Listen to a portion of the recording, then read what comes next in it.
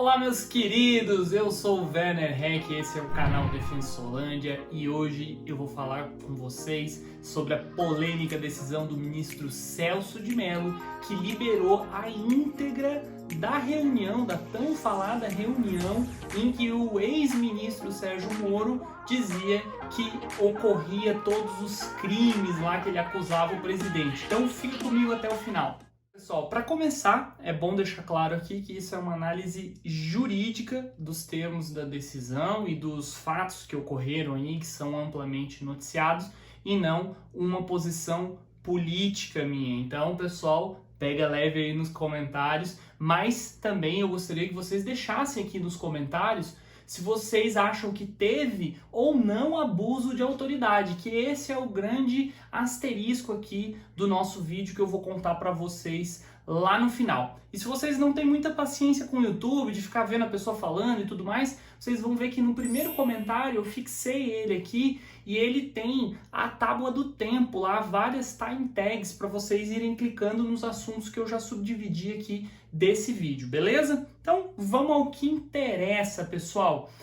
O presidente da República, Jair Bolsonaro, publicou na rede social, no Twitter, ele publicou o seguinte trecho da Lei 13.869 de 2019, conhecida como a Lei do Abuso de Autoridade. Ele publicou, na verdade, na íntegra o artigo 28. O artigo 28 diz o quê? Divulgar gravação ou trecho de gravação sem relação com a prova que se pretenda produzir, expondo a intimidade ou vida privada ou ferindo a honra ou a imagem do investigado ou acusado. E aí a gente tem a pena detenção de 1 a 4 anos aqui, a pena para esse crime de abuso de autoridade. Ele é uma das espécies de abuso de autoridade, beleza? Então, na verdade, o presidente está insinuando aí que a divulgação desse vídeo seria um fato típico, um fato que é conhecido, ficou legislado como abuso de autoridade nos termos aqui do artigo 28 que ele cita. Recentemente eu recebi um convidado chamado Sameraj, juiz aqui do Tribunal de Justiça do Distrito Federal, no Defensolândia Show, e a gente falou sobre abuso de autoridade. Então vou deixar o link aqui para vocês assistirem, se vocês quiserem se aprofundar um pouco mais no assunto para entender melhor do que se trata esse crime específico. Passado isso, o que acontece? Muita gente saiu falando sobre dar publicidade ou não dar publicidade, e aí é importante a gente ir na íntegra da decisão do ministro Celso de Mello, como eu falei para vocês, isso aqui é uma análise jurídica do que foi decidido, e é importante ver que o ministro se apega aqui à questão da lei, na verdade, do nosso ordenamento jurídico, nossa Constituição, ter como regra a publicidade dos processos judiciais.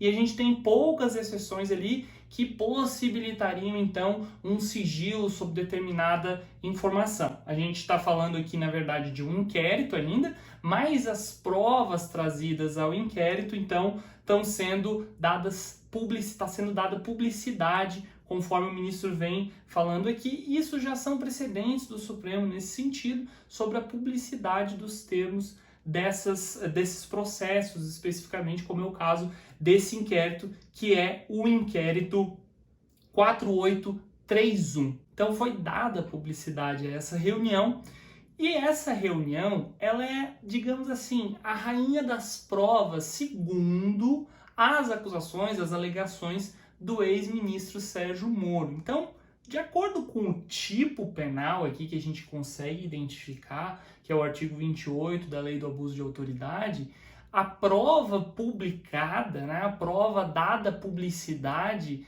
ela não pode ter relação com o objeto da ação. E não é o caso que a gente está vendo aqui, caso concreto especificamente, beleza? O que dá para discutir aqui, na verdade, na decisão do ministro Celso de Mello, é se a reunião deveria ser liberada na íntegra ou não, tá?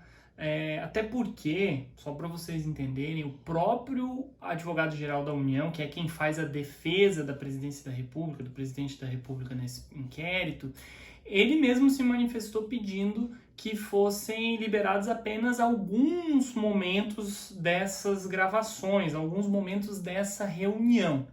E, na verdade, o ministro Celso de Mello ele entendeu que o ato é único, é uma reunião. Então, toda a reunião, para que não saísse do contexto nada do que foi falado ali, deveria ser liberada, deveria ser dada publicidade, deveria ser, na verdade, juntada ao inquérito, e esse inquérito, como é público, ficaria à disposição para toda a sociedade analisar. Então a grande questão é essa, se deveria liberar tudo ou não, até porque o próprio advogado-geral da União concorda com a liberação, o próprio presidente da República concorda com a liberação de uma parte, mas o ministro Celso de Mello entendeu que deveria ser liberado na íntegra, o todo dessa reunião, porque ela é exatamente tudo o que aconteceu naquela reunião, são, né, os fatos que o ex-ministro Sérgio Moro se refere nas suas acusações. Então, seria importante para o esclarecimento do que tinha ocorrido que essa reunião, como sendo um ato único, fosse o ato inteiro disponibilizado e não fosse picado, não fosse parcialmente disponibilizado. Então, no final das contas, aparentemente, minha humilde opinião aqui, é de que o ministro Celso de Mello não cometeu o ato típico aí que foi postado pelo presidente da República, porque a prova, essa reunião, ela tem tudo a ver, né, com as acusações que o ex-ministro Sérgio Moro fez, então não tem dissociação aí específica sobre o que está acontecendo, sobre o que se busca nesse inquérito. Então não tem sentido nenhum a gente falar sobre abuso de autoridade especificamente nesse caso, beleza? Se você gostou desse vídeo, se esse é um conteúdo que você quer ver mais, esbagace o botão do joinha aí e se inscreva no canal e ative as notificações para não perder nada do que eu venho postando aqui. Até mais, tchau, tchau!